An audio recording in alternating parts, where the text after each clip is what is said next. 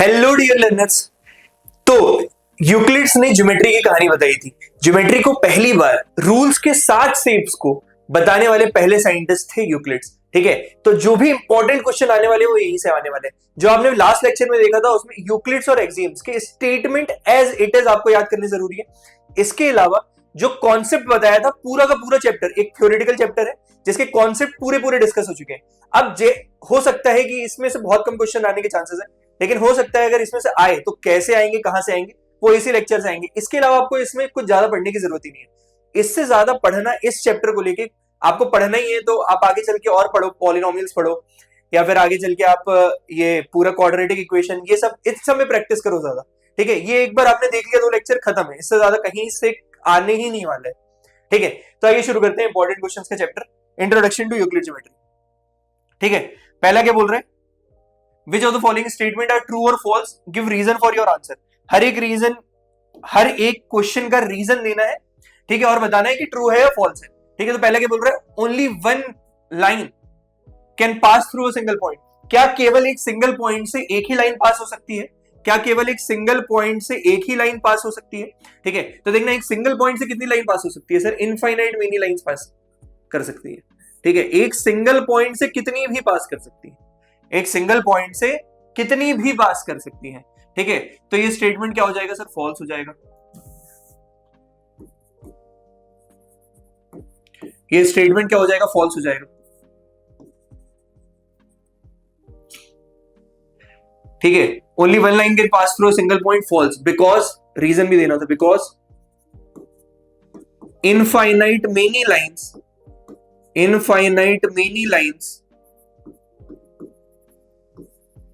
can pass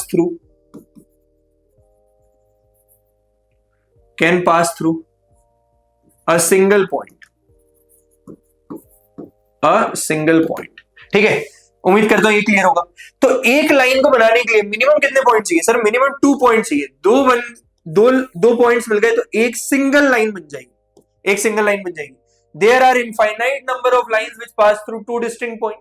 दो अलग अलग पॉइंट से पास होने वाली कितनी लाइन है सर? Single line. तो ये भी क्या हो जाएगा? False, because only one line can pass through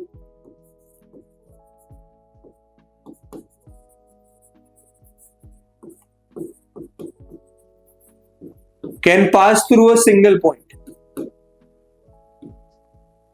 Only one line can pass through a single point. ठीक है, a terminated line can be produced indefinitely on both sides. एक terminated line, एक कोई सा भी terminate कर दो लाइन, वो दोनों साइड प्रोड्यूस हो सकती है indefinitely. ठीक है, मतलब डेफिनेट नहीं है, वो indefinitely प्रोड्यूस हो सकती है दोनों साइड। ठीक है, तो ये ट्रू होगा सर। क्यों? क्योंकि ऐसा एक पोस्टुलेट भी है टर्मिनेटेड लाइन के लिए, ठीक है, तो ये जो आपको टर्मिनेटेड लाइन दिख रही है ट्रू है। ठीक है, फॉल्स के लिए reason, give reason for your answer. True क्योंकि ऐसा होता ही है। ठीक है, true because terminated line can be produce indefinitely, लिख देना, खत्म हो जाएगा। ठीक है, तो आपको इसमें रीजनिंग देनी है कुछ ना कुछ। ठीक है, बाकी समझते चलो कि क्या क्या चीजें, इससे ज्यादा बाहर से कुछ नहीं आएगा। एक एक पॉइंट अगर आपको ये रिपीट होके विदाउट स्टेटमेंट चेंज ये सेम आ जाएगा। ठीक है, चलिए आगे बढ़ते हैं। If two circles are equal then their radius are equal. अगर सर्कल्स की बात करा जाए और इक्वल बोल दिया जाए तो उसके रेडियस इक्वल होंगे। हाँ सर, क्यों? क्योंकि इक्वल चीजें कॉन्ग्रुएंट भी होती है। टू सर्कल्स इक्वल का मतलब है कि टू सर्कल्स आर कॉन्ग्रुएंट। ठीक है, इक्वल सर्कल का मतलब ये है कि रेडियस बराबर हो सर। ठीक है, इक्वल सर्कल अगर R1 R2 बराबर है, R1 equal to R2,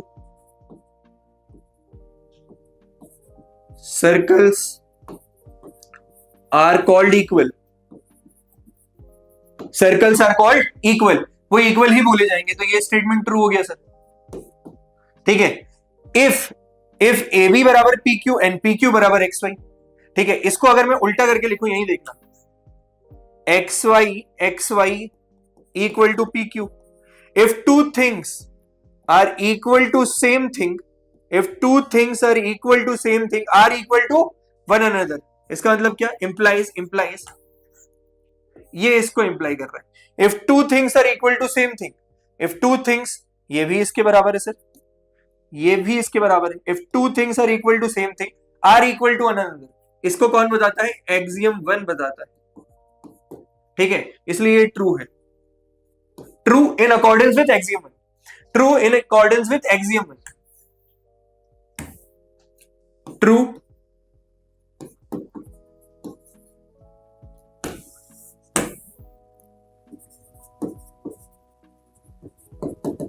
in accordance with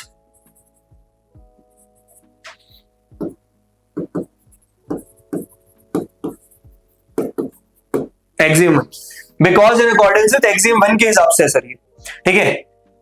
तो उम्मीद करता हूं ये ट्रू और फॉल्स रीजनिंग समझ में आई होगी आपको, ठीक है। चलिए moving to the next question. अगला क्या होता है कि कुछ आपको दे देगा, डेफिनेशंस पूछ लेगा, ठीक है, क्योंकि यहाँ पे शेप और ज्योमेट्री के बारे में ये वाले क्वेश्चन बहुत कम आए हैं, फिर भी हम कुछ डेफिनेशंस को थोड़ा ध्यान से समझेंगे कि क्या बोल रहा है। आपको लिखना आना चाहिए कि कुछ भी पूछा तो मैं कुछ ना कुछ मैथ्स के वर्ड बना के लिख दूं, ठीक है। तो पूछा give the definition for each of the following terms, are these other terms are needed to define first, ठीक है, what are they, how might you define, ठीक है। इनको बनाने के लिए क्या आपको और भी डेफिनेशंस में किसी और चीज की जरूरत पड़ी क्या, उनको आप डिफाइन कर सकते हो, उनको डिफाइन कर सकते हो, तो उन टर्मिनोलॉजीज को भी अलग से डिफाइन करो। क्वेश्चन ये बोल रहा है हमको तो बस डेफिनेशन देखना है, समझना है क्या चीज है, ठीक है। तो पैरेलल लाइंस का बोला, तो पैरेलल लाइंस के लिए क्या लिख सकते हैं, parallel lines are those lines which never intersect each other and are always at a constant perpendicular distance between each other, ठीक है। दो ऐसी लाइंस को पैरेलल बोलते हैं, दो ऐसी लाइंस को पैरेलल बोलते हैं, जैसे कि ये L हो गया, ये M हो गया, L is parallel to M, ठीक है। ये क्या होगा, in till infinity never intersect each other, आपस में इंटरसेक्ट नहीं करेगी। तो आपको एक स्टेटमेंट देना था, ऐसी दो लाइनें जो नेवर इंटरसेक्ट ईच अदर और एक परपेंडिकुलर डिस्टेंस मेंटेन करती हैं हर एक पॉइंट पर, हर एक पॉइंट पर एक परपेंडिकुलर डिस्टेंस मेंटेन करती है। पैरेलल लाइंस का बेस्ट एग्जांपल रेलवे ट्रैक्स, ठीक है। तो ये ऐसा होता ही है, ठीक है। दूसरा है परपेंडिकुलर लाइंस, परपेंडिकुलर लाइंस के लिए क्या बोल सकते हैं, perpendicular lines are those lines which intersect each other in a plane at right angle, ठीक है। दो ऐसी लाइंस परपेंडिकुलर होंगी जो एक दूसरे को इंटरसेक्ट करें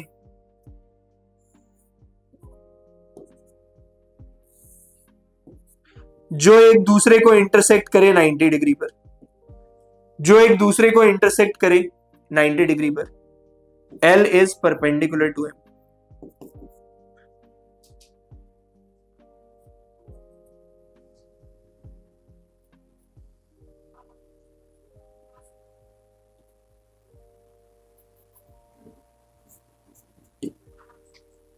ठीक है। L is perpendicular to M, perpendicular lines are those lines which intersect each other at 90 degree, ठीक है। तो डेफिनेशन से एक बार देख लो, समझ में आता जाएगा। लाइन सेगमेंट, लाइन सेगमेंट क्या होते हैं, लाइन सेगमेंट देखो, एक लाइन को अगर दो पॉइंट फिक्स कर दिया जाए ए बी, तो ये बन जाएगा ए बी का line segment, A B bar ऐसे दिखाते हैं इसको। The distance between any two points in a straight line, एक को स्ट्रेट लाइन के बीच में दो पॉइंट के बीच की दूरी को ही एक लाइन सेगमेंट बोलते हैं, ऐसा बोल दिया है, ठीक है। Radius of a circle, radius of a circle, radius of a circle are, the radius of a circle is a line from any point on the circumstance, एक किसी भी पॉइंट सर्कमफेरेंस पर उससे लेकर सेंटर तक की दूरी को रेडियस बोलेंगे, ठीक है। A radius of a circle is a line from any point on the circumference to centre of the circle, to the centre of the circle, ठीक है। स्क्वायर क्या है, एक तरीके का क्वाड्रिलेटरल, क्वाड्रिलेटरल मतलब चार तरीके का पॉली, चार साइड से बनने वाला कोई भी पॉलीगन, क्वाड्रिलेटरल मतलब, अब क्वाड्रिलेटरल आ गया,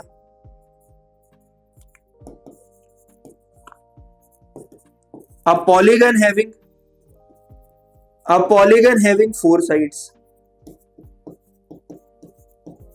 a polygon having four sides, a quadrilateral in which all the four sides are said to be equal and each of the internal angles is a right angle is called square, ठीक है।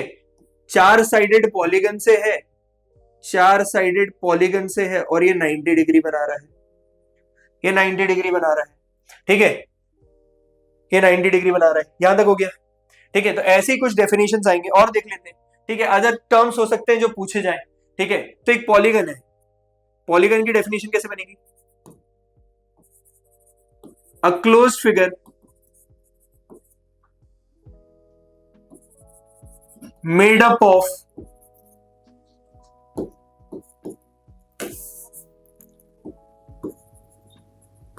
more than 3 line segments.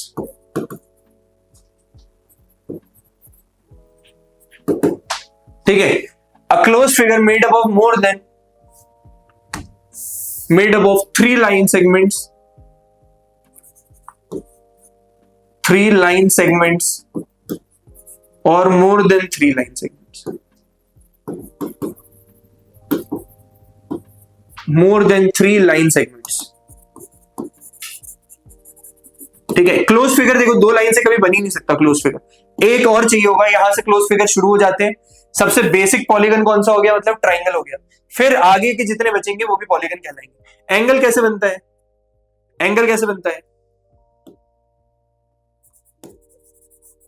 Angle is formed by, आपको कुछ ना कुछ लिखना है, अपने दिमाग से कुछ छोड़ के बताना है, ये ऐसा चैप्टर है जिसमें मार्क्स मिल ही जाएंगे। Angle is formed by 2 lines having a common vertex, having a common vertex,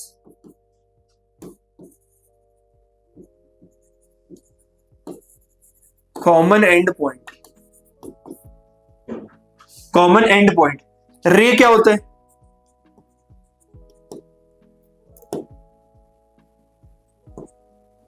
a line having one starting point, having one end and extended a line having one end, इसको लिख सकते हैं and can be extended from the other end, from the other end till infinity।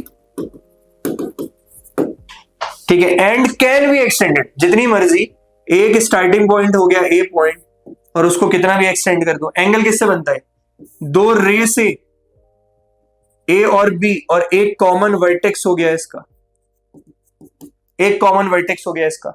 ठीक है, तो ये कहलाएगा रे, ये हो गया। ठीक है, पॉलीगन। ट्राइंगल, ट्राई का मतलब ये होता है 3 angle, a closed figure having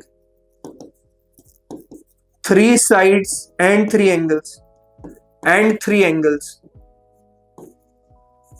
ठीक है, तो इसका मतलब आपको कुछ ना कुछ लिख के जरूर आना है, डेफिनेशंस में कुछ ना कुछ लिख के जरूर आना है, और आपने जो बेसिक पढ़ा हुआ है उससे भी बन जाएगा, थोड़ी बहुत बस नॉलेज होनी चाहिए। और इतने मैंने दिखा दी, इससे ज्यादा बहुत कम चांसेस है कि पूछे। एक बार इन डेफिनेशंस को एक बार देख लीजिएगा। ठीक है, तो उम्मीद करता हूं यहां तक पूरा पूरा क्लियर होगा। चलो आगे बढ़ते हैं। कंसिडर 2 पोस्टुलेट, जो पोस्टुलेट दिए हुए गिवन बिलो, क्या बोल रहे हैं, given any two distinct point A and B, there exist a third point C which is in between A and B. ठीक है, given any 2 distinct point A and B, A और B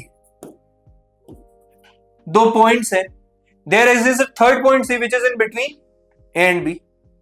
कोई भी एक पॉइंट एग्जिस्ट कर सकता है उस लाइन के बीच में, जो पॉइंट सी होगा। ठीक है, do these postulates contain any undefined terms, are these postulates consistent, do they follow from Euclid postulates, explain। yes, these postulates contain undefined terms, कुछ ना कुछ undefined terms है postulates में, जैसे कि पॉइंट के बारे में नहीं बताया गया था, there exist at least 3 points that are not in the same line, there exist 3 points that are not in the same line। फिर से यहाँ पे points आ गया, line आ गया। ठीक है, तो ऐसे undefined terms है, like point, line। ठीक है, पहला क्या बोल रहा है, क्या कोई ऐसा होगा there exist a point C which is in between A and B, A और बी के बीच में ही हो। ठीक है, ए और बी के बीच में ही हो, कहीं पे भी हो सकता है ना, ए और बी के बीच में एक पॉइंट सी हो, ऐसा बोल रहा है वो। ठीक है, ए और बी के बीच में एक पॉइंट सी हो, ऐसा बोल रहा है। ठीक है, ऐसा एग्जिस्ट करेगा। दूसरा स्टेटमेंट क्या बोल रहा है, there exist at least 3 points that are not in the same line. ठीक है, 3 पॉइंट होंगे जो कि सेम लाइन में नहीं होंगे, 3 पॉइंट होंगे जो कि सेम लाइन में नहीं होंगे, ठीक है, ऐसा एग्जिस्ट करेगा। अगर ए बी है तो यहां पे सी एग्जिस्ट कर रहा है जो कि सेम लाइन में नहीं होगा, ठीक है। अब कंसिस्टेंट कैसे बताते हैं, कंसिस्टेंट कैसे बताते हैं, कंसिस्टेंट बताना है जो स्टेटमेंट दी हुई है, ठीक है, जो स्टेटमेंट दी हुई है बाकियों की मदद से ये प्रूफ हो सकता है कि नहीं, अदर पोस्टुलेट या थ्योरम्स की मदद, अदर पोस्टुलेट्स या एक्सियम की मदद से अगर प्रूफ नहीं हो सकता, नॉट प्रूफ, तो ये कंसिस्टेंट होगा, तो ये कंसिस्टेंट होगा, ठीक है।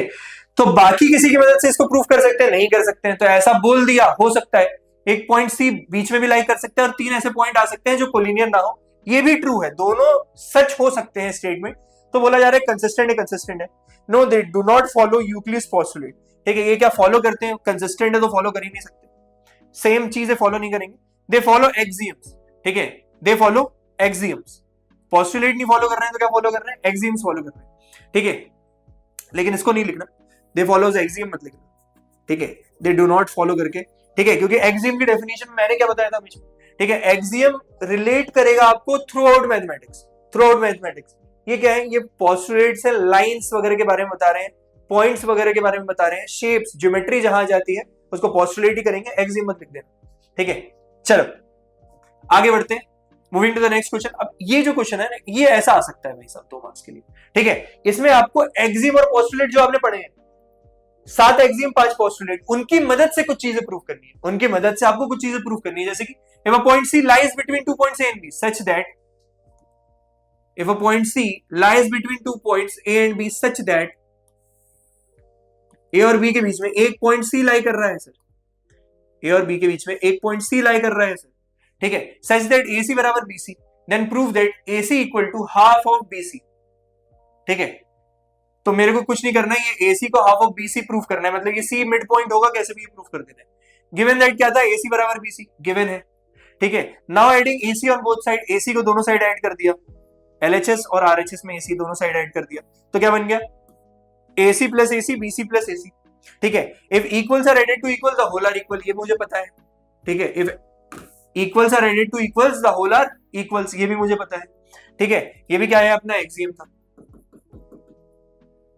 ठीक है, ये अपना एक्सियम था, तो 2AC equal to BC plus AC आ गया, ठीक है। अब BC plus AC from figure क्या है, BC plus as it coincide with the line segment AB, ठीक है, BC प्लस AC ये फ्रॉम फिगर भी बता सकते हैं हम, फ्रॉम फिगर भी बता सकते हैं हम, ठीक है, कि AC प्लस C भी क्या होगा, AB के बराबर होगा, अगर AB के बराबर है तो कुछ नहीं, इसकी जगह पे मैंने क्या रख दिया, AB रख दिया, तो 2AC बराबर AB, AC equal to half AB, AC equal to half AB, यही प्रूफ करना था, प्रूफ हो गया,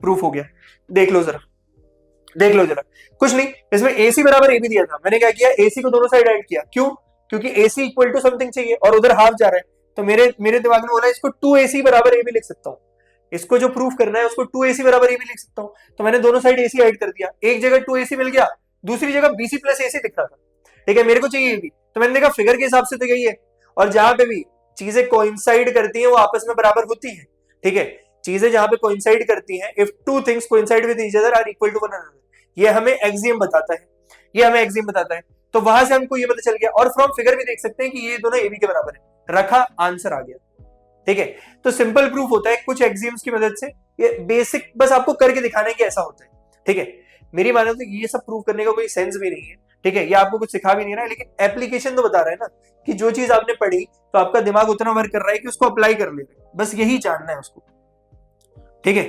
चलिए moving to the next question, in the previous question क्या था भैया, ठीक है, प्रीवियस क्वेश्चन यही था कि AB का क्या है, C एक मिड पॉइंट, ठीक है, मतलब C बीचों बीच है, ठीक है, point C is called the mid point of the line segment AB, ये एकदम सही बात है, ये दोनों बराबर होंगे, ठीक है, अगर AB equal to AC equal to half of AB है, अगर AC equal to half of AB है, अगर AC equal to half of AB है,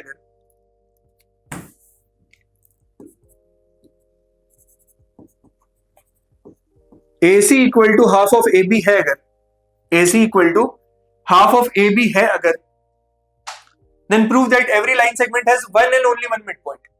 Prove that every line segment has one and only one midpoint. ठीक है, इसका मतलब क्या? C is midpoint of AB. Midpoint of AB. Prove that one line segment has only one and only one midpoint.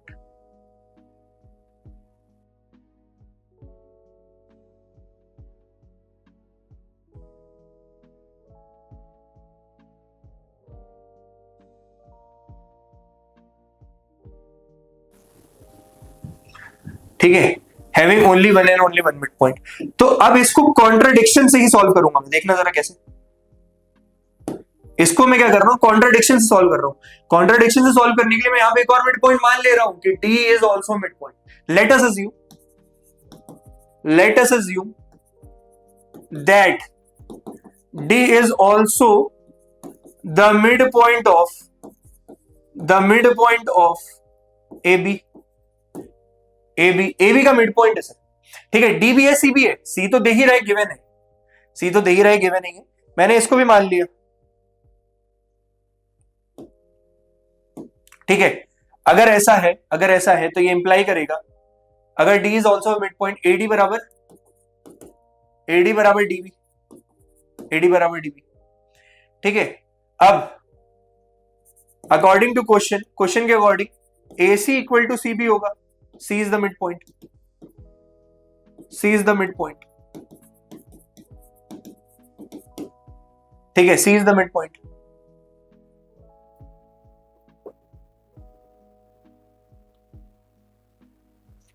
ठीक है, from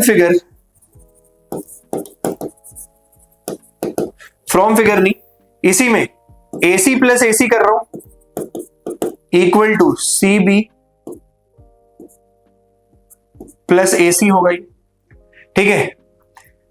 CB दोनों side adding AC on both side, adding AC on both side, ठीक है। तो ये क्या आ गया? 2AC equal to AC plus CB, total AB है। सिंस AC प्लस CB बराबर AB होगा, ये फिगर से भी पता चल रहा है और कोइंसाइड वाले से भी पता चल रहा है। If equals are added to equals the whole are equals. कौन सा एक्सियम था ये भी एक एक्सियम है। If equals are added to equals the whole are equals, ठीक है। एक्सियम लिख के छोड़ दो, कोई दिक्कत नहीं है, ठीक है। एक्सियम याद होना चाहिए, नंबरिंग आगे पीछे हो जाए कोई दिक्कत नहीं है, ठीक है। 2AC। सिमिलरली मैं ये बोल सकता हूं, सिमिलरली ये तो मैंने AC के लिए दिखा दिया। सिमिलरली मैं ये बोल सकता हूं 2AD equal to AB। Same ऐसे ही हो जाएगा, 2AD इक्वल टू AB, ठीक है। सो फ्रॉम 1 and 2,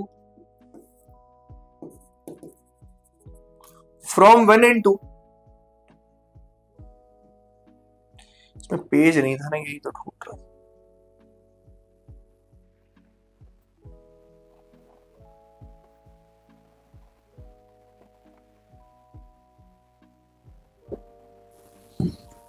ठीक है, सो फ्रॉम 1 and 2 देखो जरा,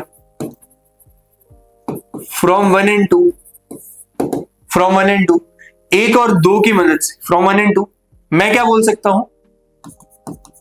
if two things are double of same thing are equal to one another, ये भी एक एक्सियम है।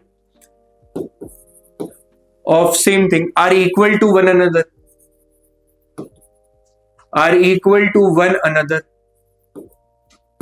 ठीक है। तो फ्रॉम 1 and 2 क्या बोल सकता हूं मैं?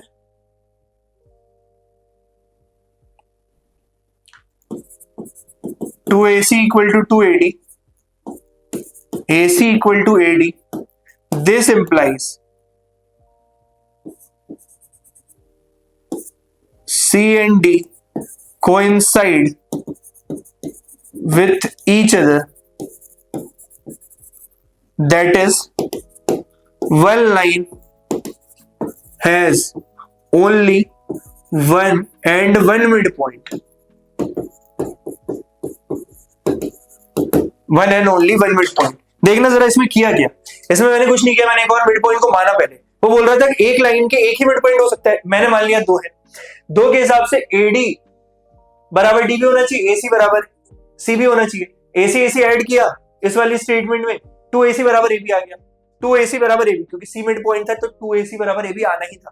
ठीक है, सिमिलरली मैं ये बोल सकता हूं अगर डी मिड पॉइंट है तो 2ad बराबर भी एबी होगा, 2ad बराबर एबी होगा। ये मिड पॉइंट से ही दोनों स्टेटमेंट लिख सकते थे। लेकिन if two things are equal to same thing या half of, if two things are half of same thing are equal to one another, are equal to one another, ठीक है, double बोलो हाफ बोलो, ये इधर लग जाएगा यहाँ पे AC बराबर एडी। ठीक है, AC बराबर एडी वहां से आ जाएगा, क्लियर। ठीक है, तो इन दोनों को किया। अब AC और AD देखना, A पॉइंट फिक्स है, AC बराबर AD, तो ये C और D जाहिर सी बात है, अगर एक ही लाइन की बात कर रहा हूं तो दोनों पॉइंट कोइंसाइड करने चाहिए। कोइंसाइड करने चाहिए मतलब एक ही पॉइंट होना चाहिए, दो पॉइंट नहीं होने चाहिए। ठीक है, तो वहां से मेरे को पता चल गया that one line has only one and only one mid point. ठीक है, उम्मीद करता हूं ये समझ में आया होगा। चलिए आगे बढ़ते हैं। इफ AC बराबर BD, अगर AC बराबर BD है, ध्यान से देखना, AC बराबर BD है अगर,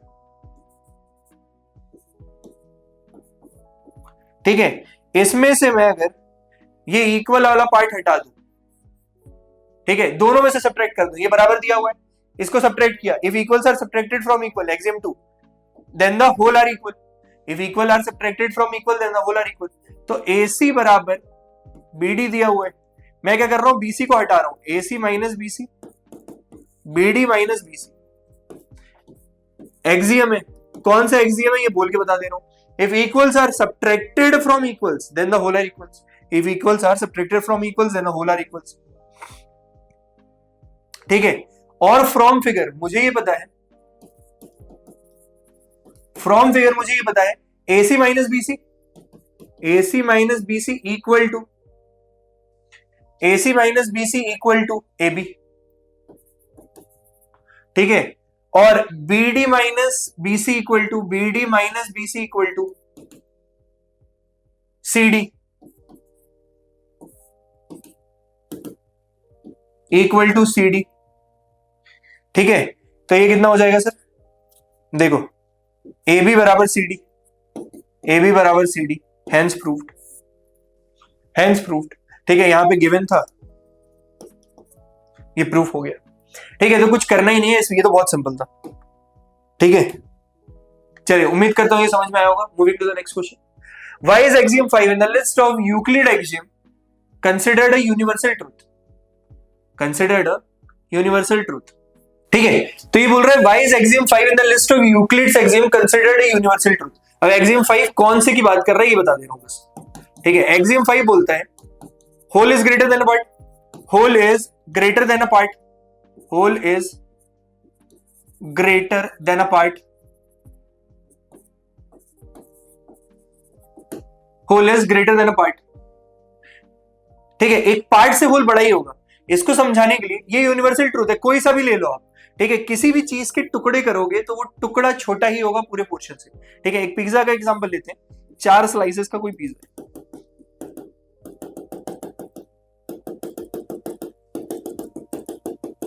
ठीक है, इसका अगर एक पार्ट को देखेंगे, एक पार्ट को देखेंगे, ठीक है, तो ये कुछ ऐसा बन रहा होगा क्वाड्रेंट के। ठीक है, ये एक ऐसा बन रहा होगा। ठीक है, तो ये पूरा होल पार्ट है और ये एक पार्ट है जो कि क्वाड्रेंट कहला रहा है। ठीक है, तो whole part is greater than a part, ये हमेशा होगा। ये सिर्फ इसमें ही नहीं, ऑलवेज है, क्योंकि ये कोई सा भी एग्जांपल ले लो आप दुनिया का, अगर आप किसी चीज के टुकड़े करोगे वो टुकड़ा छोटा ही होता है। ठीक है, ये सिर्फ, ये तो मैंने प्रैक्टिकल एग्जांपल ले लिया। अगर लाइंस वगैरह की बात करी जाए, लाइंस वगैरह की बात करी जाए,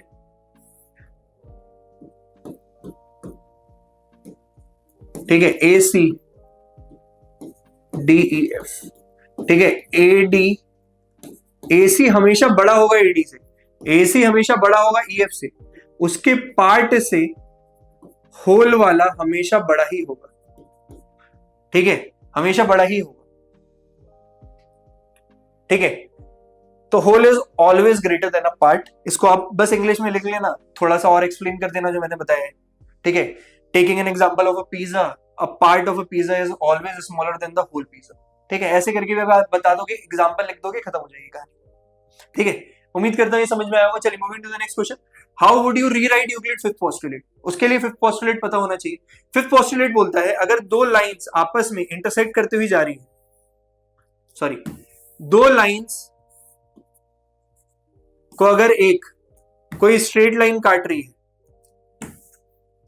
if two lines are intersected by a straight line, if two lines are intersected by a straight line such that उनका एंगल एक साइड पर उसके एंगल का सम लेस देन 180 डिग्री है, तो वहां पर वो पॉइंट मीट कर जाएंगे, उस साइड में वो पॉइंट मीट कर जाएंगे।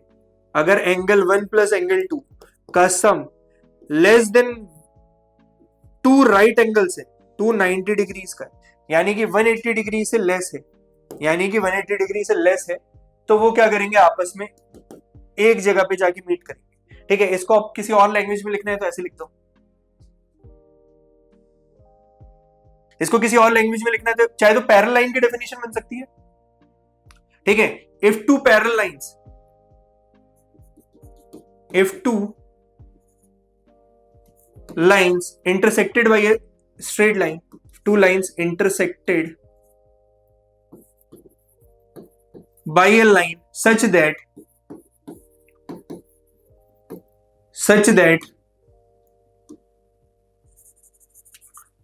angle sum या sum of angles such that sum of angles on the same side of transversal, जब भी दो स्ट्रेट लाइन एक स्ट्रेट लाइन से कटती हैं तो इस स्ट्रेट लाइन को जो इनको इंटरसेक्ट करती हुई जा रही है दोनों को, उसको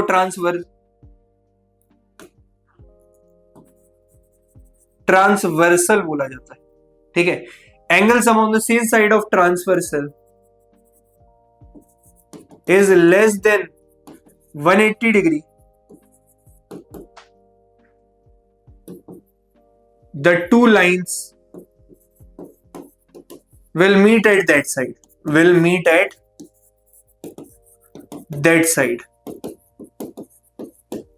ठीक है। तो उम्मीद करता हूं ये समझ में आया होगा। आपको कोई सा भी स्टेटमेंट दिखे उस पर लिख देना है। अब क्या बोल रहे हैं कि क्या ये फिफ्थ पोस्टुलेट जो अभी समझाया वो पैरेलल लाइन की एग्जिस्टेंस को बताता है? हाँ सर, वो पैरेलल लाइन की एग्जिस्टेंस को ऐसे बताता है, अगर जो मैं बोल रहा था कि अभी वो ट्रांसवर्सल की एक साइड में 180 से कम बनाए, और अगर इसने 180 बना लिया, इसने क्या किया, 180 बना लिया, ठीक है, LMX, ठीक है। इफ एंगल 1 प्लस एंगल 2 बराबर 180 degree implies L is parallel to L, अगर 180 डिग्री बना लेगा तो पैरेलल हो ही जाएगा, ठीक है। If the angle sum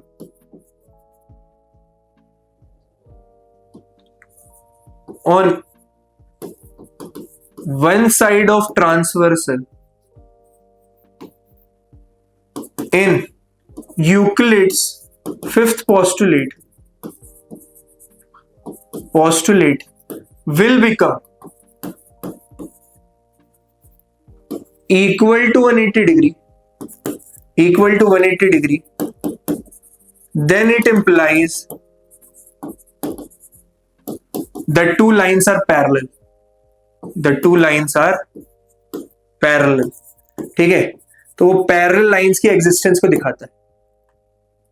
thus it shows the existence of parallel line, ठीक है। तो यही है, थोड़ी बहुत इंग्लिश लिखनी पड़ेगी इसमें, ठीक है। बाकी कुछ भी नहीं है, एक बार आप पूरे क्वेश्चंस देख लो, समझ लो, खत्म करो। इसके अलावा इससे ज्यादा कुछ पूछेगा ही नहीं। जो पूछेगा आपको बेसिक पार्ट एक बार पता होना चाहिए, वो स्टोरी की तरह बताया है ताकि आपको इंटरेस्ट लेके समझ में भी आए, पढ़ने में भी मजा आए, ठीक है। तो यूक्लिड ज्योमेट्री हमें दिखाती है कि मैथ सिर्फ सोचने का तरीका नहीं बल्कि समझने का, लॉजिक लगाने का एक सिंपल और अच्छा तरीका है, ठीक है। इसको लगा के आप कोई सी बेसिक चीजों को तो प्रूफ कर पा रहे हो, यही हमने पूरे लेक्चर में देखा। और अगर आपने ये लेक्चर बहुत अच्छे से इत्मीनान से पढ़ा है स्टार्टिंग टू एंड, ठीक है, और इसके पहले वाला लेक्चर देखा है, तो मैं ये उम्मीद दिलाता हूं कि इससे ज्यादा इस चैप्टर को, पर्टिकुलरली इस चैप्टर को पढ़ने की कहीं से कोई जरूरत नहीं है। एक्स्ट्रा टाइम बिल्कुल वेस्ट नहीं करना, इसको पढ़ो एक बार, यहीं के नोट्स बनाओ और खत्म करो, ठीक है। तो मिलते हैं नेक्स्ट लेक्चर में, तब तक के लिए लगे रहिए, पढ़ते रहिए, और ऐसे ही लेक्चर्स को और डिटेल में समझने के लिए आज ही डाउनलोड करें फ्यूको education app, and don't forget to like and subscribe our YouTube channel. Thank you.